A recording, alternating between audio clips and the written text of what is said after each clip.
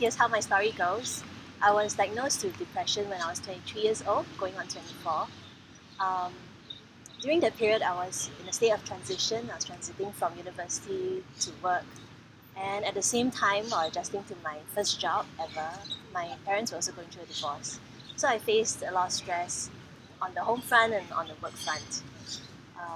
At that time, I didn't know there was anything wrong with me except that I was crying a lot. And I thought it was just a bad case of PMS, or I was just moody, I couldn't handle the stress. But so my health gradually declined over the months during that period.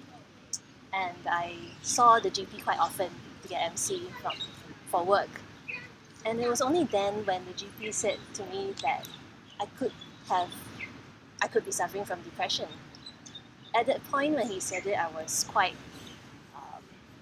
distraught because I grew up with mental illness in my family.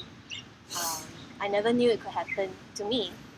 There was always a culture of silence and shame. No one in the family would talk about it.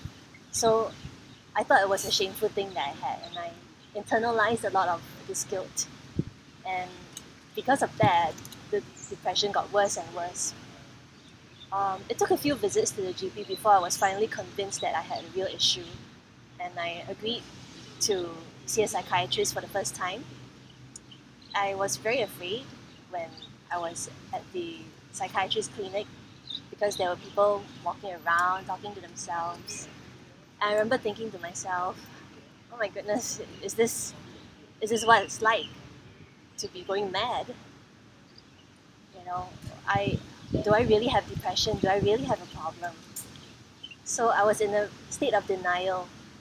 I didn't follow up with the second appointment at the psychiatrist, and my depression got worse. I eventually started harming myself, which escalated into suicidal attempts. The turning point came in 2011 when I was nearly warded in a hospital because of my suicidal attempts. And I remember it was 5 in the morning. I woke my husband up and I said that I can't do this anymore. I just feel like I can't go on with life anymore. And that's when I knew I was at the end of my rope.